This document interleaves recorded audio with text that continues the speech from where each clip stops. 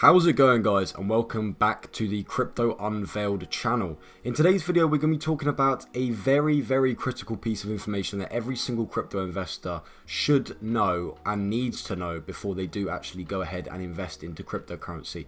I myself have actually fallen victim to this in the past and actually missed out on very key buying opportunities, and also not been able to fully understand why cryptocurrencies actually change in price so much just because I was missing this critical bit of information. Before the video does actually start, I'd like to just say thank you very much for everyone subscribing. We are on the road to 1,000 subscribers, so if you haven't already, make sure you do hit that subscribe button. And of course, guys, this isn't financial advice, so make sure you go out and do your own research and come to your own conclusion before investing into any coins shown in any of my videos. With that out of the way, let's get into the video. So if we do go ahead and go on to nicehash.com here, the critical bit of information that we are actually going to be talking about in this video is the halvings. So for the first part of the video, we'll actually be talking about the Bitcoin halving. So if you guys didn't know, the Bitcoin halving is actually happening in 302 days. And the reason that Bitcoin halvings are actually, or any crypto halvings, are actually such critical bits of information that you need to know if you are going to invest in any cryptocurrencies that do have halvings, is because the price of these coins can fluctuate very heavily before and after halvings. So before we do actually go into a bit more depth about halving and how that does actually affect prices of crypto, let's actually go ahead and look at what is a Bitcoin halving. So basically how a Bitcoin halving actually works is in the very simple terms, like it says in the actual title of the event. It basically halves the amount of Bitcoin that can be mined every single 10 minutes or per block. So let's go back in time and let's talk about when Bitcoin was actually first released in 2009. So as you can see here, in the first when the Bitcoin was actually first released in 2009, every single 10 minutes 50 Bitcoin was actually getting mined and was being rewarded per block. So basically the people who are actually mining Bitcoin using ASIC miners, or back then it probably would have just been GPU miners, were actually getting rewarded 50 Bitcoin per block, and that was getting obviously equally distributed to the miners. Of course, Bitcoin could not sustain this forever, as Bitcoin has a fixed supply, and so we'll get onto that a bit more in a second here. So basically, at the beginning, of course, it was 50 Bitcoin every 10 minutes.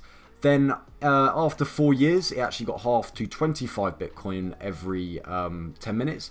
And so the Bitcoin halving in Bitcoin actually happens every single 4 years. And the current block reward is now sitting at 6.25 BTC. And so why this is so important is because, like I said, halvings actually do affect prices of cryptocurrency very heavily. So it's a very key bit of information. So as I said, the current block reward is 6.25 BTC, and in 302 days the next block reward will actually be cut in half once again to 3.125 BTC. And of course this lowers the rate that Bitcoins are actually generated through mining, and so this can actually further affect the actual mining profitability as well, which we'll actually come onto in a second. So like I said, I gave you a quick little understanding a second ago. Why was halving actually done?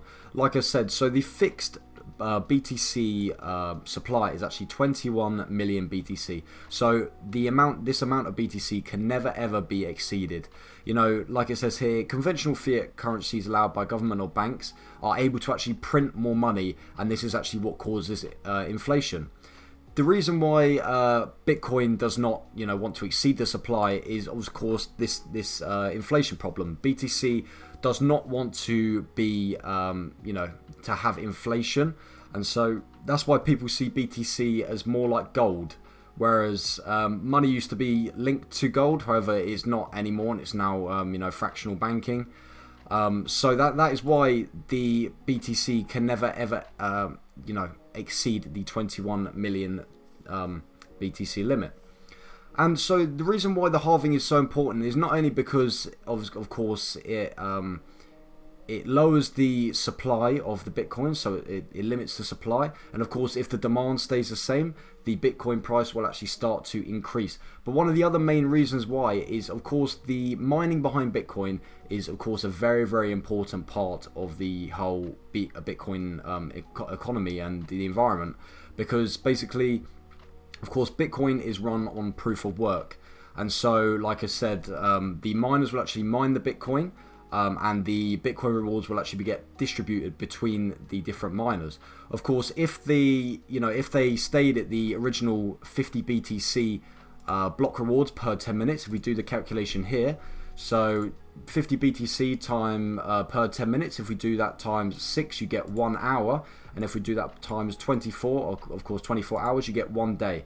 So basically, back in 2009, they were mining 7,200 Bitcoin per day.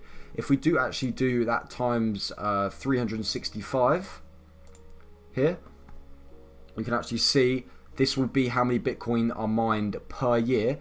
And if we do actually do 21 million divided by that number here, which was 2.628 million.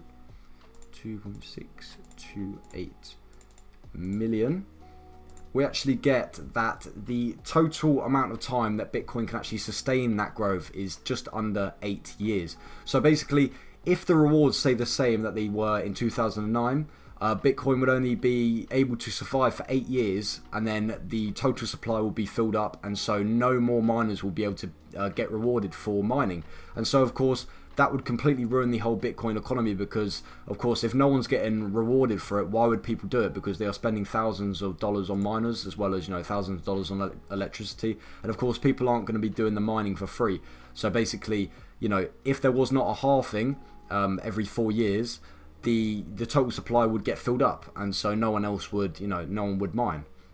And of course, the other main reason why the halvings actually do happen is because, like I just said a second ago, the supply of Bitcoin does go down, and of course, if the demand stays the same, this will actually drive up the price. So this is sort of the main reason why I wanted to do this video, and why this is so critical for you guys to understand, because every single 4 years, just after the Bitcoin halving, if we do go ahead and look at the chart here, you can see after the Bitcoin halving, historically Bitcoin goes up every single time, just because of very simple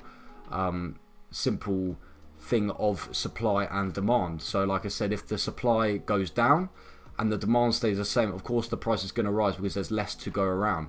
So this is why it's so important, because if you see here, if you did invest here before the halving, it actually went up 468%. Then it went up again after the halving, 9,200%. Another halving happened, and it went up 2,900%. And of course here, this is the most recent halving, and it actually did get to one of the again to the all-time high.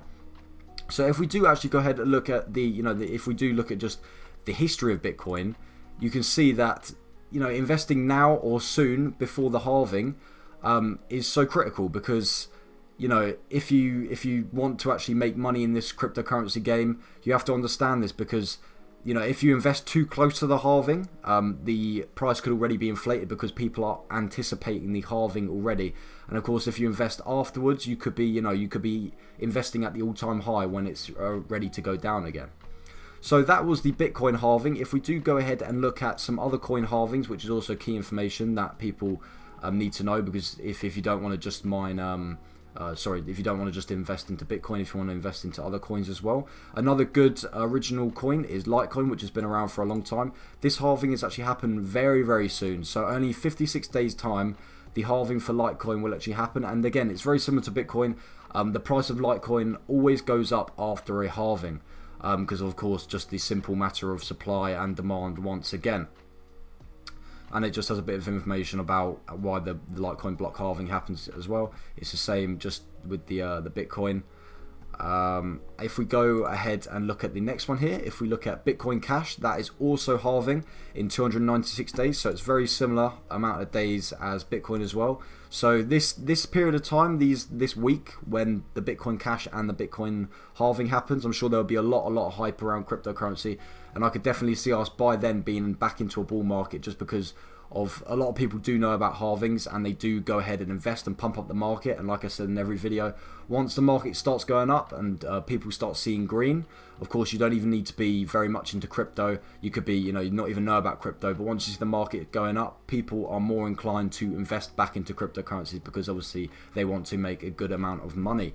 The final coin that we will be looking at in this video today is a coin which I've done a video about very recently. If you guys haven't seen it, it was my top 3 cryptocurrencies which I believe are going to blow up. Go ahead and watch that video if you do want to know a little bit more about Casper. But basically, Casper halvings happen very frequently. So as you can see here, Bitcoin happens every single 4 years, whereas Casper actually happens every single month. And so, like I said in my other video, there is actually a Casper miner which is releasing in August this year. And it's meant to be profitable $2,000 a day. Of course, I did explain in that video. Of course, once a lot more miners do actually start mining and get onto the network, this profitability will go down a lot. But not only have you got the whole thing about more miners on the network, more the more the block has to be split up. You also have Casper actually does get halved about every single month, which is crazy.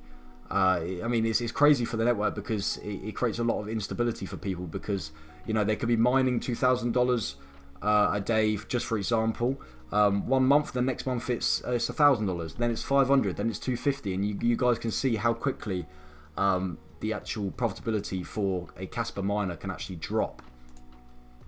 So apart from that, guys, I'd like to thank you very much for watching the video. It's just a quick video today, just letting you guys know about the halvings. I'll definitely do a video again, probably in 50 days or so, just letting you guys know again, just giving you a little bit of an update on how Litecoin price is actually getting on with the halving being so close. But apart from that, guys, I'd like to thank you very much for watching the video. I hope you did understand this video. I hope I got my point across good. And of course, if you have any questions at all, make sure you leave them down in the comment section down below. I like to read all my comments and make sure I do reply to all the different comments. And yeah, apart from that, guys, make sure you do hit that subscribe button and the like, and I'll see you guys in the very next video. Peace.